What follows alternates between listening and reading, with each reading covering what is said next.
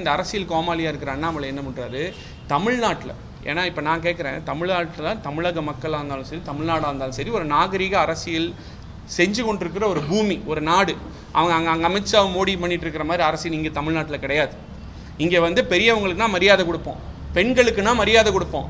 நம்ம நின்றுட்டு இருந்தால் ஒரு பெரியவங்க இருந்தால் எந்திரிச்சு இடம் கொடுப்போம். அந்தளவு மரியாதையும் பக்குவமும் பண்பும் நாகரிகமும் நிறைந்த மண் தமிழக மண். அது நிறைந்த நாடு தமிழ்நாடு. இங்கே அரசியலும் அப்படித்தான் இருக்கிறது. நான் ஒரு எடுத்துக்காட்டு கேட்குறேன். இப்போ சப்போஸ் அண்ணாமலையோட அப்பா அரசியல் இருக்கார், சரியா?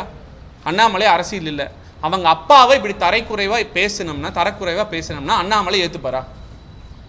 கேட்குறேன், கேள்வி முன் வைக்கிறேன். இல்லை அண்ணாமலையோட குழந்தைகளுக்கு பெரியவங்களை இப்படி தான் தரக்குறைவாக பேசணும்னு அண்ணாமலை சொல்லி கொடுத்து வளர்த்துவாரா? நான் கேட்குறேன். நாங்கள் யாரும் அப்படி வளர்த்த மாட்டோம்.